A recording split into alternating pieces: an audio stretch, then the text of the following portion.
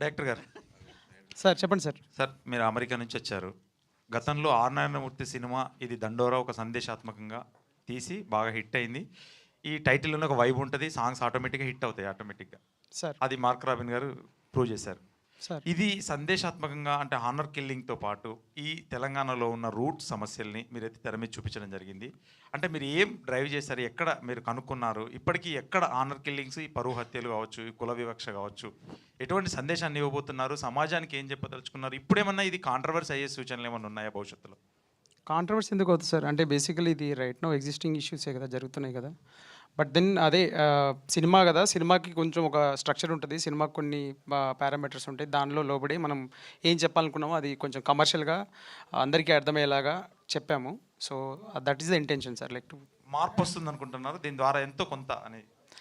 అదే చెప్తాను సార్. మార్పు అనేది ఎవడు ఫోర్స్ చేస్తేనో లేకపోతే ఎవరో కల్పించి చేయలేము సార్. అది మనలో మనకు రావాలి. సో అది మార్పు వచ్చే అంత పెద్ద పెద్ద మాటలు లేకపోతే అంత పెద్ద మాట చెప్పలేను నేను, మార్పు వచ్చేస్తుంది అని చెప్పేసి. But the point it will be an experience. నీకు దండోరా అనేది ఒక బ్యూటిఫుల్ ఎక్స్పీరియన్స్ ఉంటుంది. అండ్ మన లైఫ్లో మనం జరిగే ఎక్స్పీరియన్స్ నుంచే కదా మనం ఎవాల్వ్ అవుతాం. So if anybody is taking this experience and is trying to evolve out of it, then that's a big thing for me. అంతే కోరుకుంటున్నాను నేను. మార్పు లాంటిది ఏం లేదు. రాబిన్ అన్న, గతంలో మీరు ఆర్ఆర్ సూపర్ స్పెషాలిటీ అని చెప్పేవాళ్ళు, చాలా పేరు వచ్చింది కూడా. ఈ సాంగ్తో ఇంకా మీరు ప్రూవ్ అయిపోయారు. ఏంటంటే ఈ song next level. Thank you. అందరూ ఏం తాగి కొట్టారన్నారు, కాకపోతే మీరు తీరాగే కొట్టారు కాబట్టి ఈ రేంజ్లో ఉంది. అంటే ఈ సాంగ్ ఏ టైంలో చేశారని అదని చెప్పండి, మాకు అర్థమైపోతుంది. టీయా వేరే ఏం తీసుకున్నా? నైట్స్లోనే బేసికలీ మనోడు నైట్లలో వస్తుండే కూర్చొని ఇక మొత్తం సాంగ్ డిస్కషన్, ఫిలిం డిస్కషన్ అయిన తర్వాత అక్కడనే ఇక డప్పులు తెప్పించి కొట్టి అట్లా దండోరా స్టార్ట్ అయింది. కాకపోతే దీనికి నాకు అందరు మ్యూజిషియన్స్ హెల్ప్ చేసిండ్రు. యాంథనీ దాస్ పాడిండు, తన help it's a great help. And Kasarla Shyam అన్న రాసినప్పుడు అసలు మేమందరం షాక్ అయిపోయిన. ఒక్క లైన్ కూడా దాంట్లో కరెక్షన్ చెప్పలేదు అనమాట. ఇట్స్ బ్యూటిఫుల్గా రాసిండు, వెరీ మూవింగ్. ఇక అట్లా అంత టీం అందరు ఒక వైబ్లు ఉండే, ఛాయ్ తాక్కుంటా చేసేసినాం అట్లా. ఓకే బెన్నెన్న, చాలాసార్లు అడిగావు ఆఫ్లైన్లో మా సినిమా ఏంటని. ఈ సినిమా ఖచ్చితంగా హిట్ అవుతుందన్న ఇప్పటికే తెలుసుకున్న ప్రకారం వర్కౌట్ అవుతుంది. ఈ సినిమాతో ఎంతవరకు హ్యాపీ? అంటే ప్రొడ్యూసర్ కష్టాలు తీరుతాయి అనుకుంటున్నారా మీరు? ఫస్ట్ థ్యాంక్ యూ నీ రివ్యూ చెప్పినందుకు. డెఫినెట్గా cinema very satisfied, very confident. ఖచ్చితంగా అంటే ఒక సర్టన్ కైండ్ ఆఫ్ సినిమా ఈ తీయడానికి మళ్ళీ నెక్స్ట్ టైం ఇంకో కొత్త జానర్ ట్రై చేయాలన్నా ఈ సినిమా 100% ధైర్యం ఇస్తుంది అని చెప్పి ఒక కాన్ఫిడెన్స్ అయితే వచ్చింది. డైరెక్టర్ గారు సార్ చెప్పండి సార్. ఇందాక ఫస్ట్లీ సాంగ్ చాలా బాగుందండి. చాలా ఇంటెన్స్గా ఉంది. నాకు చందాల తర్వాత లిరిక్ అసలు ఫస్ట్ నుంచి స్టార్ట్ కూడా ఎండ్ వరకు కూడా ప్రతి లిరిక్ ప్రతి వర్డ్కి మీనింగ్ఫుల్గా ఇంటెన్స్గా ఉంది. Like it very much. Thank you sir. Even lyrical video కూడా చాలా బాగా చేశారు. స్వైపప్పులు చేశారండి. అండ్ లిరిక్స్ కాసల శ్యామ్ గారు రాశారు.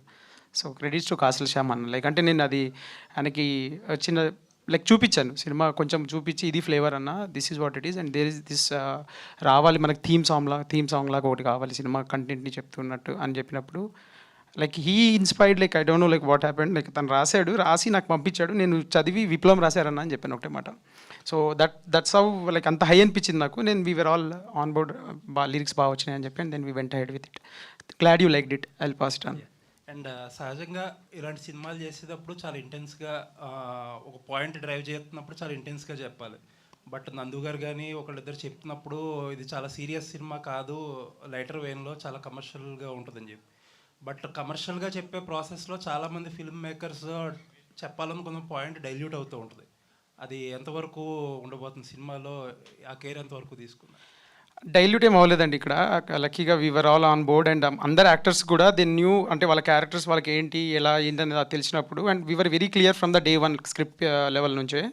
And luckily I got like proper supporting actors and all everybody. So ఏమీ డైల్యూట్ అవ్వలేదు. ఎగ్జాక్ట్గా ఏ ఎమోషన్ అయితే ల్యాండ్ చేద్దాము, ఏ హ్యూమరస్ యాంగిల్లో చెప్దాం అనుకున్నామో అలాగే అంతకంటే మించే చేసామని అనిపిస్తుంది నాకు. అంటే నేను కట్ చూసినప్పుడు వాట్ ఎవర్ చూసినప్పుడు I'm feeling very happy. Like అంటే నాకు మళ్ళీ డబ్బులు ఇచ్చి ఇంకా సినిమా ఏమంటే ఇదే సినిమా ఇలాగే తీస్తాను. That's how happy I'm about this film. So yeah. Benny గారు సార్, ఇది ఇందాక శివాజీ గారు మాట్లాడుతూ మాట అన్నారు, ఒక తెలంగాణ రూటెడ్ సినిమా ఇది అని చెప్పి. యాక్చువల్లీ మన బలగం వచ్చినప్పుడు కైండ్ ఆఫ్ సర్ప్రైజ్, ఎందుకో సినిమా తెలంగాణలో బాగా పర్ఫామ్ చేసింది, ఆంధ్రలో రిలేటివ్గా అండర్ పర్ఫామ్ చేసింది. సినిమా గురించి ఏంటి అసలు? శివాజీ గారు అన్నట్టు ఏంటి, తెలంగాణ సెంట్రిక్ మూవీయా లేకపోతే ఎలా ఉంటుంది అపీల్ అనేది? సార్ ఇది తెలంగాణ బ్యాక్డ్రాప్ ఫిలిం. స్టోరీ కానీ కోర్ పాయింట్ కానీ ఇస్ వెరీ యూనివర్సల్. క్యాస్ట్ కానీ డ్రామా ఎమోషన్స్ అన్నీ యూనివర్సల్ థింగ్స్ అండి. బ్యాక్డ్రాప్ అన్నది తెలంగాణ అంతే.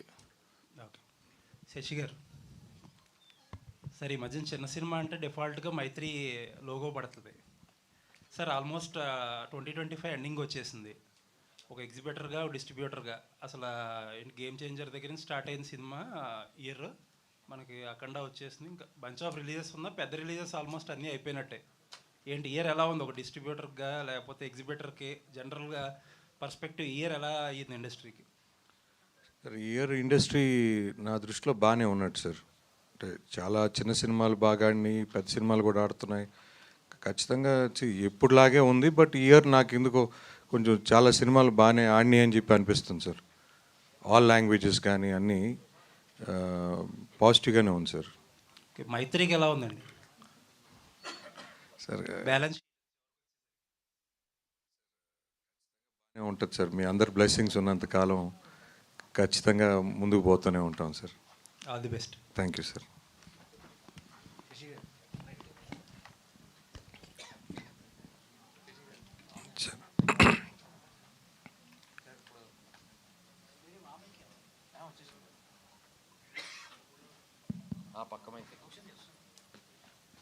సార్ ఇప్పుడు పెద్ద సినిమా రిలీజ్ చేస్తున్నాం అంటే మనం ఖచ్చితంగా ఆబ్వియస్గా దాంట్లో ఒక రెస్పాన్సిబిలిటీ ఉంటుంది, డబ్బులు అనేది కనపరుస్తూ ఉంటుంది. బట్ ఇలాంటి సినిమాలని ఇప్పుడు ఇందాక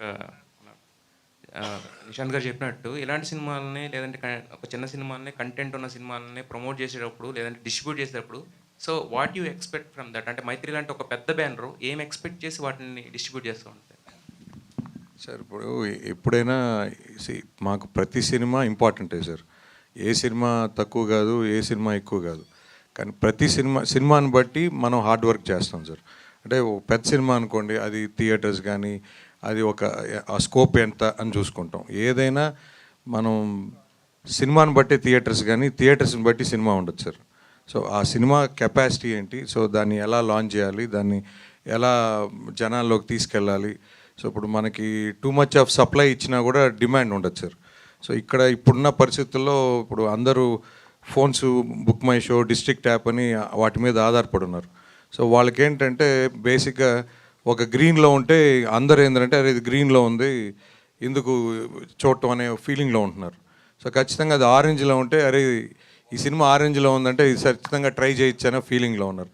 సో అది ఖచ్చితంగా ఏదో సినిమా మన చేతికి వచ్చింది, మనం ఏదో ఇష్టం వచ్చినట్టు ప్లాన్ చేస్తాం, మనకి థియేటర్స్ ఉన్నాయో లేకపోతే ఇంకోటి ఉన్నాయని మనం చేయకూడదండి. ఆ సినిమా ఎంతవరకు తీసుకెళ్ళాలి. కొన్ని సినిమాలు ఏంటంటే ముందు ఆ బజ్ని బట్టి కూడా మనం థియేటర్స్ ప్లాన్ చేస్తాం. కొన్ని ఏంటంటే సినిమా పడ్డాక ప్రూవ్ అయ్యాక సెకండ్ వీక్ పెంచుతాం. సో ఇదంతా కూడా సినిమాని బట్టే ఉంటుంది సార్. అందుకని మనం ప్రతి సినిమాకి ఒక ప్లాను, ఒక ఎగ్జిక్యూషన్ అనేది ఖచ్చితంగా పెట్టుకుంటాం సార్. మైత్రి అనే ఆ బ్రాండ్ పడితే కనుక జనాల్లో ఒక క్యూరియాసిటీ ఉంటుంది ఆల్రెడీ. అంటే ఆ బ్యానర్కు ఉన్న క్రెడిబిలిటీ అనేది అక్కడ సినిమా మీద కూడా రిఫ్లెక్ట్ అవుతూ ఉంటుంది కదా సార్. సో మీ దగ్గరికి వచ్చిన ప్రతి సినిమాని చేస్తున్నారా లేదంటే దాంట్లో ఎక్కడైనా ఫిల్టరేషన్ ఏమైనా ఉంటుందా సార్? ఫిల్టరేషన్ అంటే ఖచ్చితంగా ఉంటుంది సార్. ఎందుకంటే ఇప్పుడు అన్న శివాజీ గారు చెప్పినట్టు ఇందాక మీరు నాకు 80 కథలు విన్నాను, నేను 10 దాంట్లో సెలెక్ట్ చేశాను అని. సో అట్లా ప్రతి దగ్గర ఎక్కడైనా ఎవరైనా సార్, ఇప్పుడు ఎవరన్నా ఉద్యోగానికి పోయినప్పుడు కూడా వాళ్ళు ఇచ్చే దాన్ని బట్టే కదా ఎంప్లాయీ కానీ ఎంప్లాయర్ కానీ సెలెక్ట్ చేసుకునేది. సో ఖచ్చితంగా కొంత చెకింగ్ అయితే చేస్తాం. బట్ మోస్ట్ ఆఫ్ ఇట్ ఏంటంటే మేము కొంచెం చిన్నప్పటి నుంచి సినిమా మీద ఎక్కువ అభిమానం వల్ల, ఎక్కువ ప్రేమించడం వల్ల కొంచెం ఒక రకంగా ఉన్నా కూడా మనం వీలైనంత వరకు సపోర్ట్ చేయాలనేది ప్రయత్నం చేస్తాం sir. Congratulations sir. Thank you sir. Shivaji గారు సార్, డైరెక్టర్ గారు సార్ చెప్పండి సార్. ఇప్పుడు డాలర్ డ్రీమ్స్ అనేవి ప్రతి ఒక్కరికి కామన్ అది. కానీ ఆ డ్రీమ్ రియాలిటీలోకి వచ్చేసిన తర్వాత అంటే అమెరికా వెళ్ళి అక్కడ మనం సంపాదించుకుంటున్నాం ఇదంతా అన్న తర్వాత వెనక్కి తిరిగి రావడమే కష్టం. బట్ వచ్చిన తర్వాత కూడా సినిమా తీయాలనుకున్నప్పుడు అంటే ఇలాంటి మనం చుట్టుపక్కల చూసే కథను దీంతోనే వెళ్ళాలి, దండోరా లాంటి ఒక హార్డ్ హిట్టింగ్ అని ఎందుకు అనిపించింది సార్ మీకు?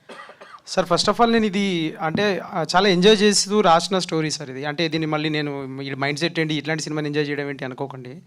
బేసిక్ ఏంటంటే రాసేటప్పుడు మనకు ఆ కిక్ ఉంటుంది కదా సార్, లైక్ పొద్దున్న లేస్తే రాస్తా ఈరోజు రాస్తున్నా అని చెప్పేసి ఆ కిక్లో రాసిన కథ ఇది. అండ్ ఇది నాకు కాన్ఫిడెంట్ ఉన్న టెరియన్ అనమాట. లైక్ అంటే నేను జాబ్ క్విట్ చేయడం ఇదంతా passion what ever said and అది బేసిక్గా నేను నాకు సినిమా చేయాలి అని అనిపించింది. ఎనఫ్ డేస్ చేశాను ఐటీలో and it was okay, all good. So వచ్చేసాను. వచ్చిన తర్వాత I wanted to like pitch చేసేటప్పుడు నేను ఒక ప్రాసెస్ ఏంటంటే 10 మందికి చెప్పాల్సి వస్తుంది, 100 మందికి కూడా చెప్పాల్సి వస్తుంది. ఆ 100 మందికి చెప్పే ప్రాసెస్లో నేను ఆ కథతోటి అంతే ఎక్సైట్మెంట్లో ఉండాలి. మొదటి వాడితో మొదలు పెట్టినప్పుడు 100 వాడికి చెప్తున్నప్పుడు నాలో ఎక్సైట్మెంట్ తగ్గకూడదు. అంటే అంత ఎక్సైట్మెంట్ ఉండాలి అని అంటే నాకు ఫస్ట్ కిక్ ఇవ్వాలి ఆ కథ. దాంతో నేను ట్రావెల్ చేయాల్సి వస్తుంది, పెద్ద జర్నీ చేయాల్సి వస్తుంది అని ఒక మెంటల్ ప్రిపరేషన్లో ఏదైతే నేను చెప్పాలనుకుంటున్న కథ ఉందో అది చెప్దాము, నా స్టైల్లో చెప్దామనే ఉద్దేశంలో రాసుకున్నా కదా sir. And I was excited from the day one. Luckily I was like బెన్యానా వినడం ఇదంతా జరగడం, దెన్ శివాజీ సార్ రావడం, people came on board and అది నాకు నా బిలీఫ్ సిమెంట్ అవుతూ వచ్చింది. అండ్ రెండోది today we have a film at hand. So Mark గారు, first of all congratulations sir. Thank you అండి. అంటే దండోరా పిల్లా సాంగ్తోనే ఒక ఊపు ఊపితే ఇక ఈ సాంగ్ నాకు తెలిసి 25th ఇప్పటి నుంచి 25th వరకు ఒక యాంతం లాగా ప్రతి దగ్గర వినిపిస్తుంది. అవునండి. మీరు అన్నట్టు టీ దగ్గర కొట్టారు ఏంది అది పక్కన పెడితే టీ షాపుల దగ్గర నుంచి ఏ షాప్ దగ్గర అయినా సరే ఈ సాంగ్ వినిపించేలా ఉంది అందరికి అప్పీలింగ్ గా. థ్యాంక్ యూ అండి. ఆ మట్టి బతుకి ఎట్టి బతుకి ఎవడు రాశాడు వెనకటికి అని ఒకటి, ఆ ఒంటి సుఖానికి మరో ముఖంకి అసలు లైన్స్ వింటుంటే ఏంటంటే అలా జస్ట్ అలా మైండ్లో కూర్చుండిపోతుంది అనమాట ఒక్కసారి వినంగానే కూడా.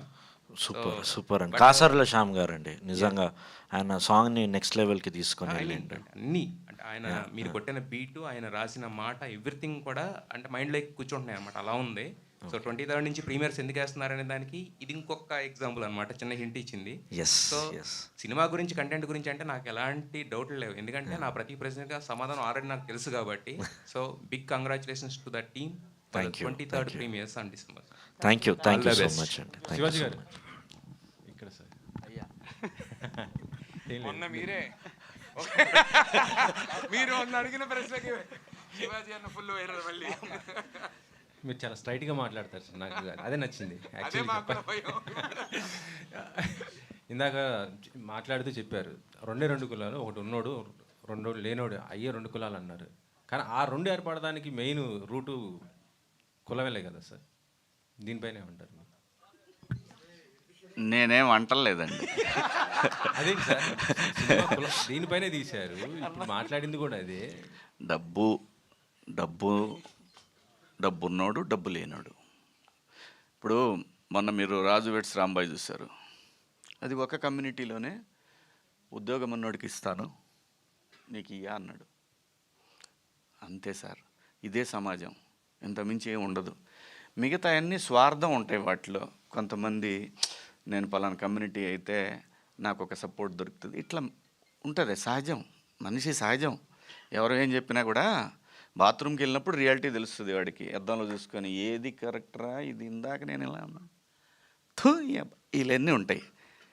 సో 2 డబ్బు ఉన్నాడు డబ్బు లేనాడు అంతే, ఇంకా వేరే ఏం క్వశ్చనే లేదండి. ఇదే సినిమా, ఇదే జీవితం, ఇదే సమాజం, ఇదే దేశం. మరి ఎందుకు అంటే డిఫరెన్స్ ఎందుకు వస్తుంది సార్ చెప్పండి మీరు.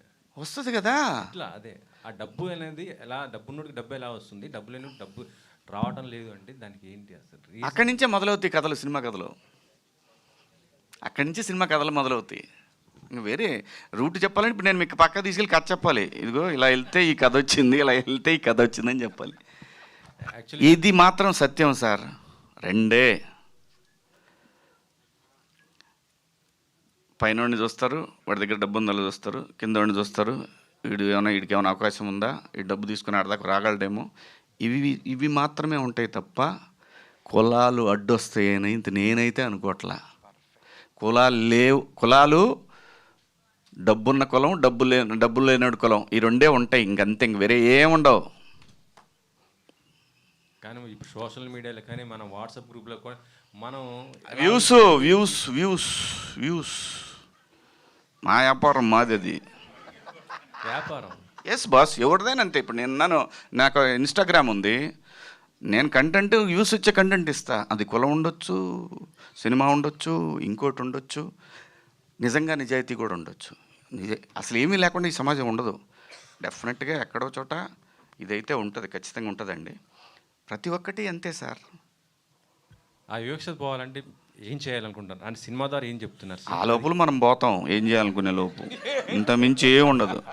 కాలం అన్నిటికీ సమాధానం చెప్తుంది సార్, కాలం అన్నిటికీ సమాధానం చెప్తుంది. ఓకే సార్, ఈ మధ్య ఇండస్ట్రీలో కొంత మంచి మార్పు వచ్చింది అనుకుంటా. అంటే సినిమా టికెట్లు తగ్గిస్తున్నారు. మనం రాజు వెడ్స్ రాంబాయ్ కానీ లేకపోతే మొన్న వచ్చిన మొగిలి 99 రూపీస్. ఇప్పుడు పెట్టాడు మళ్ళీ ఏదో తీస్తున్నాడు లోపల నుంచి, ఏం కత్తి తీస్తున్నాడు, నోరుతున్నాడు. ఇది నాకు తెలియదండి, నాకైతే అస్సలు తెలియదండి దీని గురించి. సరే శశి గారు చెప్పండి సార్. యాక్చువల్గా ఇంకా ఆ డిస్కషన్ ఇంకా చేయాలి సార్. ఏదైనా కూడా ఏ సినిమా అయినా కూడా ఫస్ట్ అది మల్టీప్లెక్సెస్ కానీ సింగిల్ స్క్రీన్స్ కానీ ముఖ్యంగా ప్రొడ్యూసర్స్తో కూర్చొని బిఫోర్ రిలీజు ప్లాన్ చేసి దాన్ని బట్టే మనం రేట్స్ డిసైడ్ చేసుకుంటా ఉన్నామండి, సినిమాని బట్టే. ఇంకోటి టికెట్స్ డెఫినెట్గా అండి కామన్ మ్యాన్కి అందుబాటులో ఉండాల్సిందే, ఉండి తీరాల్సిందే. అలాగే మల్టీప్లెక్స్లో వాళ్ళకి వేరియస్ రీజన్స్ ఉండొచ్చు. మేము కట్టడానికి ఇంత అయింది, మాకు ఇంత అయింది, మాకు ఇంత స్టాఫ్ ఉన్నారు, మాకు ఇంతమంది ఉన్నారు, ఏదన్నా కావచ్చు. 350 కాఫీ అంటండి, 3 రోజులు తాగుతా నేను మా ఇంటి మొత్తం కలిపి. ఇది పరిస్థితి. వాటికి భయపడి చేస్తున్నారు జనం. నిజం ఇది.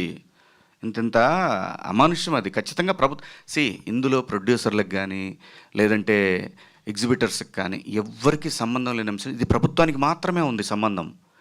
ఇంత నియంత్రణ అనేది వ్యవస్థకే ఉంది. సుప్రీంకోర్టుకు కూడా పోతే ఏం చెప్పిందో తెలుసా? అవునా అలా జరుగుతుందా, దీని మీద రాష్ట్ర ప్రభుత్వాలు ఏదో ఒకటి తీసుకోవాలి. నువ్వు ఒక ఆర్డర్ ఇస్తే అయిపోద్ది, ఎవడికి వాడిది అంతే.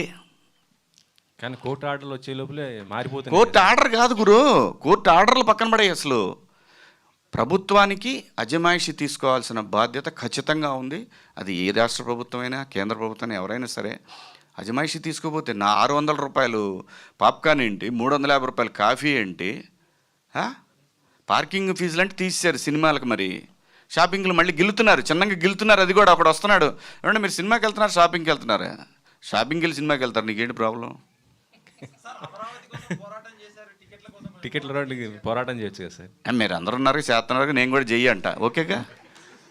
మొన్న మీరు ఐబొమ్మ రవి ఏదైతే మాట్లాడారు దానికి మంచి పాజిటివ్ అయింది. మీ ఏదండి ఐబొమ్మ రవి మీరు ఇట్లా పాజిటివ్గా వాడుకోండి అని మీరు చెప్పారు. జై బాలయ్య. లేదు సార్, అంటే పైరసీ కూడా కంట్రోల్లోకి చాలా వరకు వచ్చింది ఇప్పుడు వరకు చూస్తుంటే. దానిపైన నందుగారు, శివాజీ గారు, అమ్మా సార్ మంగపతితో గుర్తుండిపోయే క్యారెక్టర్ చేశారు మీరు ఆల్రెడీ. సో దండోరాలో ఎలా ఉండబోతుంది అంటే మంగపతిని మించి ఉండబోతుందా అంటే చాలా దాచుంచారు, ఆ లుక్స్లో అర్థమవుతుంది. సో ఎలాగో ఉండబోతుంది, సీరియస్ క్యారెక్టర్ చేయబోతున్నారా ఏంటి అని మళ్ళీ. సో సినిమా చూస్తున్నప్పుడు మాత్రం వీడు ఏంటి అనేది అర్థం కాకుండా ఉంటుందమ్మా. ఆ స్క్రీన్ ప్లే గ్రిప్ అయితే ఉంటుంది ఆ క్యారెక్టర్కి. ఎక్స్పెక్ట్ చేయొచ్చు క్యారెక్టర్ని. ఓకే, అంటే ఏదో ఉంది ఈ పాత్రలో, ఏదో ఉంది అనే టెన్షన్ మాత్రం కంటిన్యూ అవుతూనే ఉంటుంది. అందులో సాంగ్లో కూడా చూసినట్లయితే పరువు హత్య గురించి ఒక లైన్ ఉంది. సో ఇది పరువు హత్య అంటే ఇన్ ద సెన్స్ అంటే కాస్ట్కి సంబంధించి ఇవి ఎప్పుడూ ఉంటాయి. మొన్న ఉంది, నిన్న ఉంది, ఈరోజు ఉంది, రేపు ఉంటుంది. మనుషులు సమాజం ఉన్నంత కాలం పరువు హత్యలు ఉంటానే ఉంటాయి. మనం వాటిని ఖండిస్తూనే ఉంటాము. అది ఆ 2 కుటుంబాల వ్యక్తిగత విషయం చెప్పటం సమాజం బాధ్యత కాబట్టి చెప్తారు. తప్పు ఇది అని మాత్రమే. పెయిన్ ఆ 2 కుటుంబాలది, అది ఇండివిజువల్. బట్ తప్పు. మనిషిని చంపే హక్కు ఏ ఒక్క వ్యవస్థకి లేదు, ఎస్పెషల్లీ ఇండియాలో. నో సార్, మీరు ఎన్నో విషయాలపైన చాలా గట్టిగా మాట్లాడిన వ్యక్తి మీరు. అటు అమరావతి రైతుల ఇష్యూ కావచ్చు అండ్ చాలా ఏది జరిగినా కానీ మాట్లాడతారు మీరు, కరెక్ట్ పాయింట్ మాట్లాడతారు. బట్ ఈ మధ్యన చాలా కొంచెం కామ్ అయినట్లు అనిపిస్తుంది. So why sir reason? అంటే క్యాష్ కొంచెం అవసరమైంది, నాకు కాదు పిల్లలకి. వాళ్ళ బరువు బాధ్యతలు తీసుకోవాల్సిన సమయం వచ్చింది కాబట్టి ఇంకా కొన్నాళ్ళు పోతే మనకు కూడా పాత్రలు మరీ వెనకాల నిలబెడతారు. ఏదోటి ఇస్తారు, ఎంతో కొంత ఇస్తారు కానీ వెనకాల నిలబెడతారు. ఈ లోపు ఎంతో కొంత వెనకేసుకోవాలి, తప్పదు కదమ్మా. బతకాలి అని అంటే లేకపోతే రాస్తారు ఒక దాంట్లో వేస్తారు. చూడు పాపం నిన్నటిదాకా ఎలా బతికిన మనిషి అలా వెళ్తూ ఉన్నాడు, ఒక లైక్ వేసుకోండిరా. ఇలాగే ఉంటుందమ్మా పరిస్థితి. కాబట్టి అందరిలాగానే ఏం ఉండదమ్మా, ప్రతివాడికి ఏదైతే కావాలో అది ఉంటేనే వాల్యూ, అది లేకపోతే ఓన్లీ హెడ్లైన్స్లో ఉంటుంది, వాడి కోసం వేసుకుంటాడు ఈడి గురించి, అంతే తప్ప ఏమీ ఉంటుందమ్మా. శివాజీ గారు, డైరెక్టర్ మార్క్ గారు, మురళి గారు. మార్క్ గారు, కంగ్రాచులేషన్స్ అండి. సాంగ్ బాగుంది. Thank you. పిల్లా సాంగ్ కూడా ఆల్మోస్ట్ 3 million ఉన్నట్టుంది. సినిమా కంటే ముందు మీ మ్యూజిక్ హిట్ అయినందుకు congratulations. Thank you so much అండి. క్రెడిట్ గోస్ టు బెన్నీ గారు ప్రొడ్యూసర్ అండ్ మురళి డైరెక్టర్, వీళ్ళకి అండి. ఎందుకంటే వాళ్ళు ఎవ్రీ డే ఈ సినిమా గురించి చెప్తూనే ఉన్నారు. ఒక వైబ్లో, స్ట్రాంగ్ వైబ్లో వెళ్తున్నాం. అండ్ ఈ సినిమా చాలా ఇంపార్టెంట్ కంటెంట్ చెప్తున్నామండి. ఆ కంటెంటే నన్ను మూవ్ చేసింది ఈ పాటలు చేయడానికి. అండ్ సినిమాకి వచ్చినప్పుడు మీ అందరినీ కూడా మూవ్ చేస్తుందని అనుకుంటున్నామండి. ఓకే, బెన్నీ గారు హాయ్ అండి. యాక్చువల్లీ మీరు రిలీజ్ మొత్తం ప్లాన్ చేసుకున్నారు, లైక్ నైజా, మైత్రి గారు, ప్రైమ్ షో అన్నీ ఆదర్వా కలిగి. లైక్ ఇప్పుడు ఆ 25th ఒక కాంపిటీషన్ ఉంది. లైక్ ఒక 2-3 ఫిలిమ్స్ అంటే ఓకే, ఒక 4-5 ఫిలిమ్స్ పైనే కనిపిస్తున్నాయి. సో హ్యూజ్ కాంపిటీషన్ కనిపిస్తుంది. అన్నీ కొంచెం ఏదో టీజర్ ట్రైలర్తో బాగా పర్ఫామ్ చేసిన సినిమాలే కనిపిస్తుంది. ఏంటి కాంపిటీషన్ ఓకేనా? దీనికి యాక్చువల్లీ నాకంటే శశి గారు మీరు చెప్పండి. ఇప్పుడు కాంపిటీషన్ ఉంటేనే కదా సార్ బట్ కాంపిటీషన్ సక్సెస్ కూడా ఆ రేంజ్ ఉంటుంది. ఈసారి ఎక్కువ కాంపిటీషన్ ఉంది కదా. సో ఇలాంటి సినిమాలు 1 or 2 ఫిలిమ్స్లో లేదంటే సోలో డేట్లో వస్తే సార్, ఇప్పుడు కొన్నిసార్లు సంక్రాంతికి 4 సినిమాలు వచ్చి 4 ఆడినాయి. దీపావళికి పోయిన ఇయర్, లాస్ట్ ఇయర్ 3 సినిమాలు వచ్చి 3 ఆడినాయి. సో మంచి కంటెంట్తో వస్తే అది ఎన్ని సినిమాలు కాదు సార్, అన్నిటినీ ఆదరిస్తారు సార్ ఆడియన్స్. బట్ మంచి కంటెంట్ డెలివరీ చేసేది important.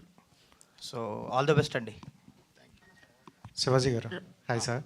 Thank you so much sir. Actually అంటే మంచి కంటెంట్తో వస్తున్నారు ప్రతిసారి, అండ్ బ్యాక్ టు బ్యాక్ మూవీస్తో చాలా బిజీగా ఉన్నారు. బట్ ఈ గ్యాప్లో కూడా బజ్లోకి వెళ్ళి బజ్ని కూడా ఒక బజ్ రేంజ్లో పెట్టారు. సో 21st ఫైనల్ కూడా బిగ్ బాస్. సో ఏంటి సార్, అంటే బజ్ ఒప్పుకోవడానికి స్పెసిఫిక్గా రీజన్ ఏమైనా ఉందా? నాకు బిగ్ బాస్ అంటే ఇష్టం, అందుకని అంతే, వేరే కారణమే లేదు, అవసరం లేదు మనకు. యాక్చువల్గా నాకు బిగ్ బాస్ అంటే చాలా ఇష్టం, ఎందుకంటే నేను పర్సనల్గా ఎక్స్పీరియన్స్ చేశాను కాబట్టి ఆ షో అంటే నాకు ఇష్టం, అందుకే చేస్తున్నానండి. మురళి గారు. సార్, టీజర్ చూసినప్పుడు ఒక ఒపీనియన్ ఉండే, సో ఆల్ ఎమోషన్స్ మిక్స్ అయ్యి వస్తుంది ఈ సినిమా అని. బట్ ఈ సాంగ్ చూసిన తర్వాత కొంచెం భయపెట్టినట్టు కూడా అనిపిస్తుంది. ఆ వెనకబడిన వాళ్ళు ఎవరైతే ఉన్నారో, సో తొక్కబడిన వాళ్ళు ఎవరైతే ఉన్నారో వాళ్ళు తిరగబడితే ఎలా ఉంటుంది అనేది ఈ సాంగ్ అని అర్థమవుతుంది. బట్ అంటే ఏ పరువు హత్య అంటే ఇందాక నేను అడిగాను, డబ్బున్నవాడు లేనివాడు అని చెప్తున్నారు, కానీ ఇన్ ద సెన్స్ కాస్ట్లో ఉంటుందా ఇది, లేదంటే నిజంగానే పేదవాడికి అలాగే ఉన్నవాడికి మధ్యన జరుగుతుందా? అంటే మీ క్వశ్చన్స్ అన్నిటికీ సినిమా ఆన్సర్ అండి ప్రాపర్గా ఉంటుంది. మీకు అన్ని క్వశ్చన్స్ సాటిస్ఫై అవుతాయి. ఇప్పుడు నేనేం చెప్పినా కానీ చెప్పిందే సినిమా మళ్ళీ తీసాడు, మీకు డబుల్ టైం చూసినట్టు ఉంటుంది. సో సినిమా చూస్తే మీ క్వశ్చన్స్ అన్ని ఆన్సర్ అవుతాయి. Thank you. రాబిన్ గారు, కంగ్రాచులేషన్స్ అండి. లిరిక్స్తో కాసర్ల శ్యామ్ గారు ఒక అర్థాన్ని ఇస్తే మీరు మీ మ్యూజిక్తో భయపెట్టారు. థ్యాంక్ యూ సో మచ్ అండి. రవి గారు, ఎలా ఉండబోతుందండి ఈ సినిమాలో మీ క్యారెక్టర్? నందు గారిని చూస్తుంటే ఆల్రెడీ ఫ్రస్ట్రేటెడ్ గా అన్నట్టు అనిపిస్తుంది, మరి మీ క్యారెక్టర్ ఎలా ఉండబోతుంది? ఏదైనా చిన్న ప్రొడ్యూసర్ ఒక సినిమా చేయాలి అని వస్తే కనుక వాళ్ళకి షో రీల్ లాగా ఉంటుంది. నా క్యారెక్టర్ అయితే మాత్రం the best. Love emotions, songs, proper fight అన్నీ ఉంటాయి. సో ఒక కమర్షియల్ సినిమాకి ఏదైతే కావాలో ఒక చిన్న సినిమాకి అవన్నీ ఉంటాయి. సో అవన్నీ నా క్యారెక్టర్ ద్వారా నాకు హెల్ప్ అవుతుంది. 100% అవన్నీ ఉంటాయి. All the best. Thank you. Shashi గారు,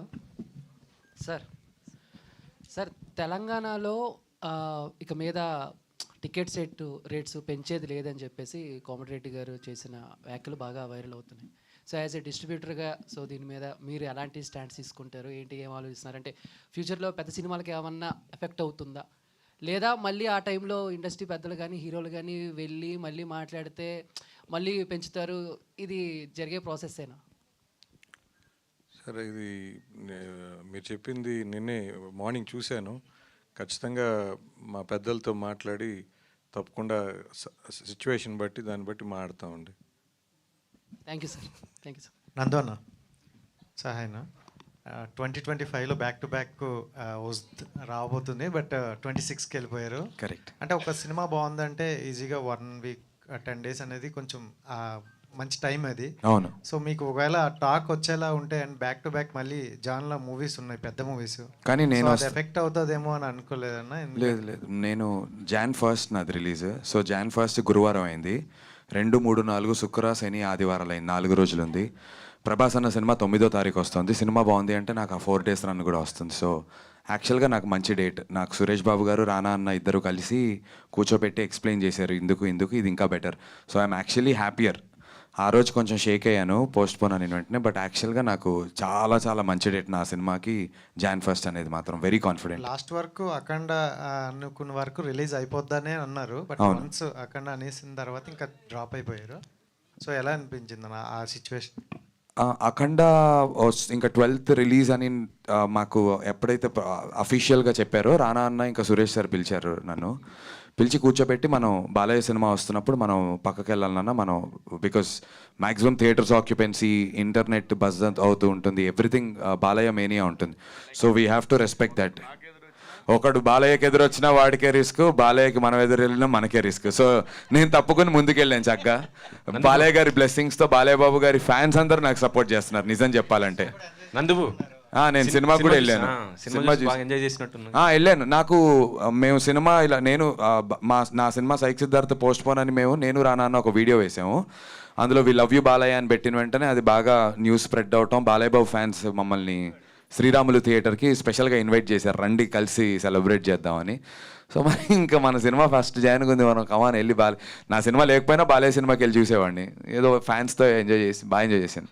మరి మీ దండోరా ఈవెంట్కి బాలయ్య గారిని చీఫ్ గెస్ట్కి పిలవచ్చుగా? నేనా అన్నా? బాగుంటుంది, నేను ప్రయత్నిస్తాను. బాలయ్య బాబు గారిని కలవాలి, వెళ్ళి ఇవాళ రేపట్లో ఒక రోజు కలుస్తాను బాలయ్య బాబు గారిని. భయపడిపోతాను, ఇంకేంటి అయిపోద్ది. డైరెక్టర్ గారు అయిద్ది కదనా, చెప్పండి. మీతో మాట్లాడాలండి. నెక్స్ట్ టైం నుంచి ప్రెస్ మీట్కి వస్తుంటే మీరు ఉన్నారో లేదో చూసుకుని వచ్చేలా ఉన్నారు శివాజీ అన్న. మార్క్ గారు. డైరెక్టర్ గారు హలో అండి. హలో అండి. అయితే ఇట్స్ నాట్ అబౌట్ ద చిన్న సినిమా పెద్ద సినిమా కాదండి, it's all about the content. Content బాగుంటే ఆడియన్స్ ఆటోమేటిక్గా థియేటర్స్కి వస్తారు, చూస్తారు అండ్ దాన్ని సక్సెస్ చేస్తారు. అయితే రీసెంట్గా వచ్చిన సినిమాలు, చాలా సినిమాలు ప్రీ రిలీజెస్లో కావచ్చు, వాళ్ళు చెప్పడం ట్రైలర్ రిలీజ్లో, టీజర్ రిలీజెస్లో చాలా బాగుంటుంది అని చెప్పడం, థియేటర్కి వెళ్ళి డిసప్పాయింట్ వచ్చిన ఆడియన్స్ చాలామంది ఉన్నారు. So that one particular element థియేటర్కి వచ్చి ఆ 2.5 hours ఎంజాయ్ చేస్తారు సినిమాని అని చెప్పడానికి 1 wordలో మీరు ఏం చెప్తారు? అంటే సినిమా చాలా బాగుంటుందండి, అఫ్ కోర్స్. ఎగ్జాక్ట్లీ అదే, ఇవే చెప్పి ఆడియన్స్ ని థియేటర్ దాకా. అంటే మీరు మా కంటెంట్ చూస్తున్నారు కదండి, అంటే మేము క్రెడిబిలిటీ బిల్డ్ చేసుకుంటా ఉన్నాము. కంగ్రాచులేషన్స్ అండి, నిజంగా చాలా బాగుంది content. Thank you so much కూడా. But still audience that one hook point ఏదైనా ఉంటుంది థియేటర్లో అట్లా కూర్చోబెట్టడానికి అని అంటే మీ మాటలో ఏం చెప్తారు అని అంటున్నారు. ట్రైలర్ వస్తుందండి, ట్రైలర్ దాకా వెయిట్ చేయండి and slowly yeah. Thank you అండి. మ్యామ్, సాంగ్ అయిన వెంటనే మీరు ఇంకా మీరిద్దరు మాట్లాడుకోవటం విన్నాను, కంటెంట్ మీద అసలు ఒపీనియన్ మారిపోయింది, పగిలిపోయింది అని అన్నారు. సో అదే ma'am, that's the opinion. Shashi గారు సార్, ఆంధ్ర కింగ్ తాలూకా సినిమా రిలీజ్ అయ్యి మంచి టాక్ వచ్చింది, కానీ కొద్దిగా ఎందుకు బాక్స్ ఆఫీస్ దగ్గర కొద్దిగా వెనకబడిపోయింది. ఏంటి సార్ ఎందుకు? మాట్లాడుకుందాం. మార్క్ గారు. శివాజీ గారు. సార్ మార్క్ గారు. సార్ ఇదే సార్ ఒక్కసారి, అంటే సినిమా బాగా టాక్ అయితే వచ్చింది కదా సార్, మంచి టాక్ వచ్చింది, రివ్యూస్ బాగా వచ్చాయి, కాకపోతే బాక్స్ ఆఫీస్ దగ్గర కొంత. అంటే ఇక్కడ ఒకటి సార్, మీరు మీ మైండ్లో ఏముందో మాకు తెలియదు, మా మైండ్లో వరకు బాగా చేసింది అది సార్. మార్క్ గారు. సాయంత్రం సార్ ఉస్తాద్ భగత్ సింగ్ సాయంత్రం సాంగ్ రిలీజ్ ఉంది కదా, ఏంటి సార్ అది? దానిపై సార్ ఎక్స్ట్రాడినరీగా ఉంటుంది సార్. పవన్ కళ్యాణ్ గారు, మేము ఆ సెట్కి కూడా పోయాను, ఎక్స్ట్రాడినరీ. రిలీజ్ డేటు అదేనా సార్ లేకపోతే మారుతుంది సార్? అది రవి గారిని అడగాలి సార్, నవీన్ గారిని. మార్క్ గారు. సార్ మార్క్ గారు చెప్పండి. సార్ ఒక 2 questions sir, final 2 questions. S mark sir, so అంటే మీరు చాలా మూవీస్ చేస్తున్నారు అండ్ పెద్ద హీరోస్ గోస్ట్ లాంటి సినిమాలు చేసి ఉండి కూడా అంత ఎక్కువ రిప్రజెంటేషన్ లేదు. బట్ దండోరా గివ్స్ యూ దట్ అనే రిప్రజెంటేషన్ వస్తుంది దండోరాతో మీకు అంటున్నారు. సాంగ్ ఒకటే కాకుండా మ్యూజిక్ బ్యాక్గ్రౌండ్, ఎందుకంటే దండోరా అనేది కంప్లీట్లీ రూరల్ బ్యాక్డ్రాప్కి సంబంధించి. సో దీన్ని మ్యూజిక్ చేయడం అనేది కొంచెం ఇట్స్ ఎ టిపికల్ థింగ్, అంటే ఆ రూరల్ ఎఫెక్ట్స్ కానీ ఆ పాస్ట్ థింగ్స్ కానీ తీయాలి. సో మ్యూజిక్ చేసేటప్పుడు ఎలాంటి ఇది తీసుకున్నారు సార్? ఛాలెంజింగ్గా ఉండే అండి యాక్చువల్గా, ఎందుకంటే మన మెదక్ సైడు లేకపోతే కొంచెం మన వరంగల్ సైడు ఇన్స్ట్రుమెంట్స్ కొన్ని ఉంటాయి, మన తెలంగాణ ఇన్స్ట్రుమెంట్స్. సో అవన్నీ గ్యాదర్ చేసి బ్యాక్గ్రౌండ్ స్కోర్లు అవన్నీ వాడడం జరిగింది. రియల్లీ పెద్ద టాస్క్ ఉండే అండి ఇది. బట్ ఈ ఎక్స్పెరిమెంట్ వర్కౌట్ అవుతుంది అని we hope. And it's very very very informative film అండి. దీంట్లో ఒక కంటెంట్ ఇవ్వాలంటే దండోరా టైటిల్ సాంగ్ ఏదైతే ఉందో అది మీరు ఒక్కసారి మళ్ళీ తిరిగి ఒక్కసారి లిరిక్స్ మీరు గమనిస్తే అదే సినిమా అండి యాక్చువల్గా. శివాజీ గారు నమస్తే అండి. నమస్కారం అమ్మా. అంటే మీరు ఆఫ్ స్క్రీన్ అండ్ లైక్ మంగపతిగా చూసిన దగ్గర నుంచి మిమ్మల్ని ఆఫ్ స్క్రీన్ అయినా ఎక్కడో దగ్గర ఆ లౌడ్నెస్ అన్నది తెలుస్తోంది బజ్లో చూసినప్పుడు కూడా. కాకపోతే మీరు ఫ్రమ్ దట్ అంటే లైక్ మంగపతి చూసిన తర్వాత అందరూ శివాజీ 2.0 అంటున్నారు. సో అంటే మీరు క్యారెక్టర్స్ని సెలెక్ట్ చేసుకున్నప్పుడు ఎలాంటివి సెలెక్ట్ చేసుకుంటున్నారు? బికాస్ శివాజీ ఈ సినిమాలో ఉన్నారంటే అరే డెఫినెట్లీ ఏదో ఒక లౌడ్నెస్ ఉంటుంది పర్టికులర్గా అని అనుకుంటూ ఉంటారు. మీ క్వశ్చన్లోనే ఆన్సర్ ఉందమ్మా. అలాంటిది ఏదైనా ఉంటేనే నేను చేస్తా. అంటే సార్ టైప్ కాస్టింగ్ అనేది ఏమైనా అయిపోతుంది అంటే రెగ్యులర్గా మంగపతి లాంటి క్యారెక్టర్సే వస్తున్నాయా? ఎనీ యూనిక్నెస్ కోరుకుంటున్నారా? అసలు లేదమ్మా, హీరోగా కూడా చేస్తున్నాను. సో కాబట్టి అస్సలు అటువంటి క్వశ్చనే లేదు. ఒక రకంగా చెప్పాలంటే ప్రతి సినిమాలో కూడా ఈ క్యారెక్టర్ ఉందంటే హీరోయిక్గానే ఉంటుంది అంతే తప్పితే అలా లేకుండా మనం ఏదో డబ్బుల కోసం, అంటే డబ్బు అవసరం, డబ్బులు లేకుండా పరిస్థితి బాగాలేవు, డబ్బు అవసరమే కానీ డబ్బు కోసం అయితే మాత్రం ఒప్పుకోవట్లేదు. ఒక డీసెంట్ స్క్రీన్ ప్రజెన్స్ ఉంటేనే, స్క్రీన్ టైం ఉంటేనే నేను చేద్దామని ఫిక్స్ అయ్యానమ్మా. సో ఆ ప్రాసెస్లో వచ్చిన సినిమాలు ఇప్పుడు నేను చేసే అన్నీ కూడా. Okay done. థ్యాంక్ యూ అమ్మా. All the best. జై హింద్. డైరెక్టర్ గారు లాస్ట్ రవిచంద్ర గారు చెప్పండి సార్. డైరెక్టర్ గారు, జనరల్గా సినిమా అనేది ఒక వ్యాపారం. ఇప్పుడు మీరు డైరెక్ట్ చేసింది ఇది మీ ప్యాషన్తో చేశారా, వ్యాపారంగా చేశారా, లేదా అవార్డుని ఆశించి చేశారా ఈ సినిమా? లేదు సార్, డబ్బు ఆశించి చేశాను. సో అదే 25th రోజు నిజం అవ్వాలనుకుంటున్నాను. కాకపోతే డబ్బు ఆశించే ప్రయత్నంలో నేను చెప్పాలనుకున్న పాయింట్ని డేవియేట్ అవ్వకుండా పర్ఫెక్ట్గా సినిమాకు ఒక గ్రామర్ ఉంటుంది, ఆ గ్రామర్ని లోబడే చేశాను sir. All the best. Thank you so much. Perfect. Thank you. Thank you అందరికీ. థ్యాంక్ యూ మంజుషా గారు. బాధ్యతలు స్వీకరిస్తున్నారేమో మళ్ళీ. ఏం లేదు, ఇక్కడికి ప్రెస్ మీట్కి వచ్చినందుకు బెన్నీ అన్న సపోర్ట్తో నా సినిమాను కూడా ప్రమోట్ చేసుకున్నాను. Thank you Psych Siddharth. Thank you అండి. Thank you. Yes, thank you so much Shivaji గారు. థ్యాంక్ యూ మైత్రి శశి గారికి special thanks for joining sir. So Dandora team ఈరోజు సాంగ్తో అయితే మనందరినీ చాలా చాలా ఇంప్రెస్ చేశారు. సో సాంగే ఇంత ఇంటెన్స్గా ఉంది అంటే త్వరలో చూడబోతున్న ట్రైలర్ అండ్ ఆ తర్వాత చూడబోతున్న సినిమా కోసం ఎదురు చూస్తూ ఉంటాము. So wishing the whole team all the very best. Thank you everybody for joining the song launch of